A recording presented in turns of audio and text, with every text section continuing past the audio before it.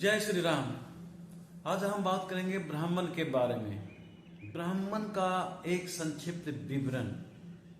तो ब्राह्मण किसे कहेंगे? तो देखिए, साधारण सी बात है, सभी लोग जानते हैं कि वैसा मनुष्य जिसमें ब्रह्म का ज्ञान हो, यानी ब्रह्म का ज्ञान रखने वाला ब्राह्मण कहलाता है। लेकिन अब ब्रह्म का ज्ञान क्या होता है?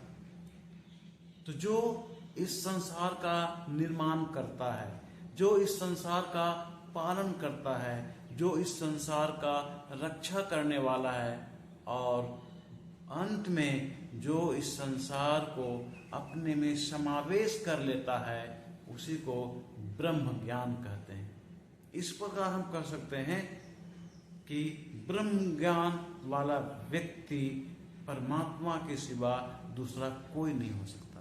परमात्मा ही है जिसमें ब्रह्म का पूरा गुण पाया जाता। इस प्रकार एक ब्राह्मण वो हुआ जो ईश्वर के बारे में अधिक से अधिक जानकारियां रखता हो। समाज में इसका पहचान है कि ऐसे लोग गेरुआ वस्त्र पहनता हो, ललाट पे चंदन का लेप हो जो उसे मस्तिष्क को ठंडा रखता है, शांति प्रदान करता है, क्षमाशील होने का गुण देता है,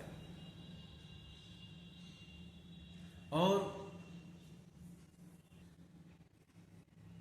काम वासना से काफी दूर हो, लेकिन ईश्वर के प्रति उसका लगाव बहुत अधिक हो। यदि ऐसा गुण किसी भी व्यक्ति में है तो वो ब्राह्मण कहने के लायक है। वरना अगर ब्राह्मण कुल में जन्म लिया और जन्म लेने के बाद भी अगर एक गुण उसमें नहीं है तो कदापि ब्राह्मण नहीं हो सकता।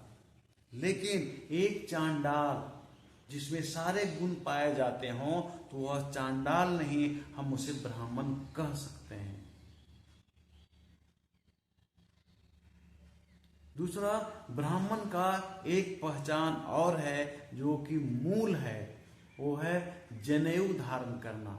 जनेऊ में 6 धागे होते हैं, 6 धागे होते हैं, और 6 धागों का अपना अपना अलग महत्व होता है।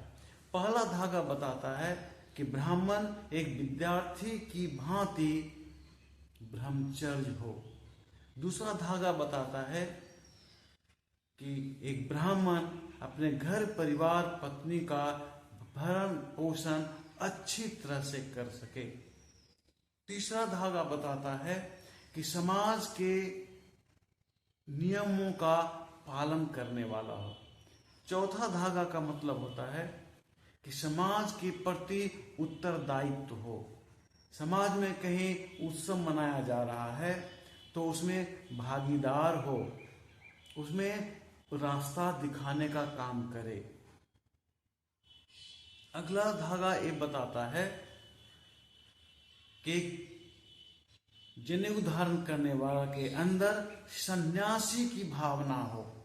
जब तक उसका जिंदगी है तब तक उसके अंदर सन्यासी की भावना होना चाहिए, संतोष की भावना होना चाहिए और खुश रहना चाहिए। और लास्ट धागा ये कहता है कि इन सारे चीजों को पूरा करने के लिए, जनेऊ के 5 धागों को पूरा करने के लिए, छठा धागा ये बताता है कि अगर उसे भिक्षाटन करना पड़े तो उसे शर्मिंदगी महसूस नहीं करनी चाहिए, उसे भिक्षाटन करना चाहिए। भिक्षाटन एक गलत चीज नहीं है, ये हमारे समाज की गलत मनोवृत्ति है कि हम भिक्षाटन को नीचे नजर से देखते हैं।